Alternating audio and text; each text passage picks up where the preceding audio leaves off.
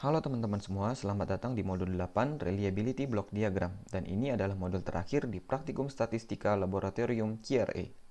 Pada kesempatan kali ini kita akan membahas 4 hal mengenai RBD berikut.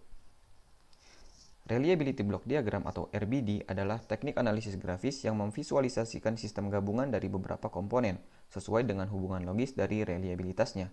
Reliabilitas sendiri artinya adalah peluang dari bekerjanya sebuah komponen atau sistem sesuai dengan fungsinya tanpa kegagalan dalam suatu waktu yang diharapkan.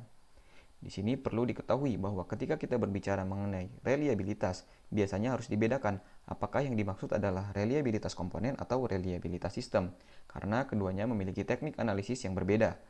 Reliabilitas komponen biasanya dihitung dengan teori probabilitas berkaitan dengan distribusi data.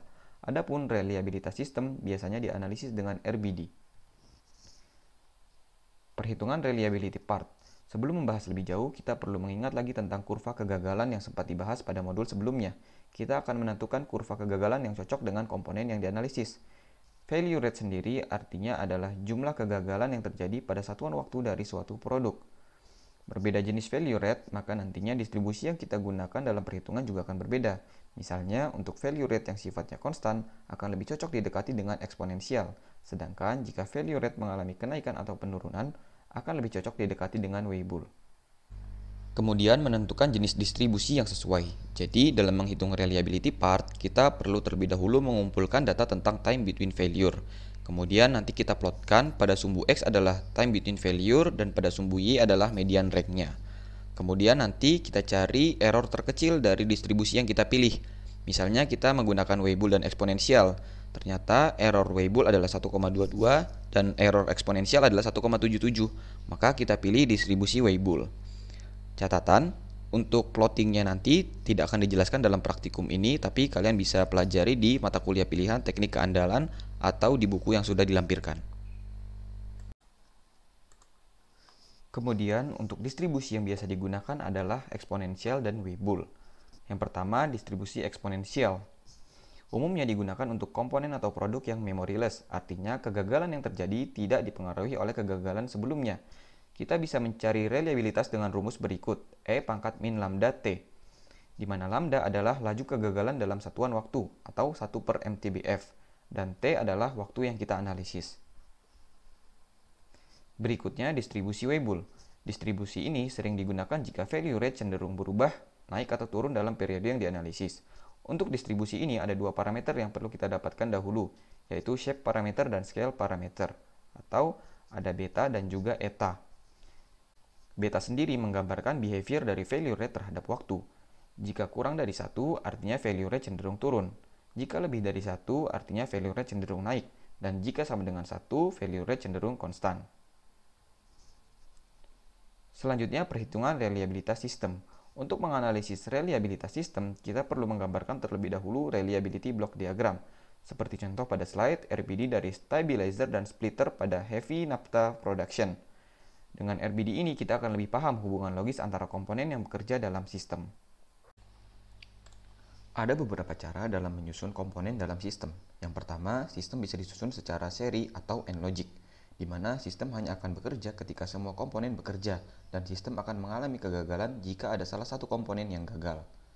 Reliabilitas sistem seri bisa kita hitung dengan rumus R sama dengan R1 kali R2 kali R3 sampai Rn. Dengan Rn adalah reliabilitas komponen ke N dalam sistem. Contoh, jika kita memiliki sistem seri di mana part 1 dengan reliabilitas 0,7 dan part 2 0,8, maka reliabilitas sistem adalah 0,7 kali 0,8 sama dengan 0,56. Selanjutnya, sistem juga bisa disusun secara paralel atau OR logic, di mana sistem akan bekerja jika minimal ada satu komponen dalam sistem paralel yang bekerja, dan hanya akan gagal jika semua komponen dalam sistem mengalami kegagalan. Reliabilitas sistem paralel bisa kita hitung dengan rumus R sama dengan 1 min produk dari 1 min RI, yaitu 1 min perkalian 1 min RI untuk masing-masing produk. Sebagai contoh, dalam sistem terdapat R3 dan R4 yang disusun secara paralel.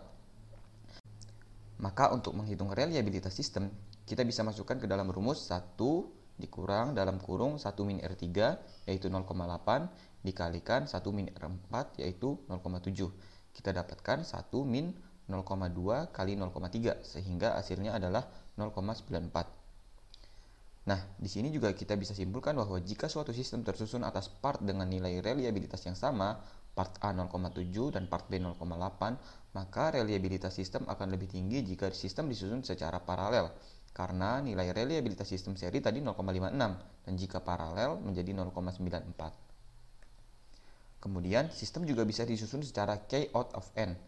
Sistem ini mirip dengan paralel, yaitu minimal harus ada K part yang berfungsi dari N part yang ada dalam sistem, agar sistem bisa bekerja. Kalau paralel, minimal ada satu. Kalau K out of N, minimal harus ada sejumlah K. Contohnya pada RBD di slide, sistem akan bekerja jika 2 dari 3 part dalam sistem tersebut bekerja. Jadi 2 out of 3. Cara menghitungnya adalah dengan rumus berikut. Reliabilitas sistem adalah sigma I sampai N, kombinasi I dari N dikali R pangkat I dikali 1 min R pangkat N min I, di mana K adalah jumlah komponen minimal agar sistem bisa bekerja dan N adalah jumlah komponen dalam sistem yang tersusun secara paralel.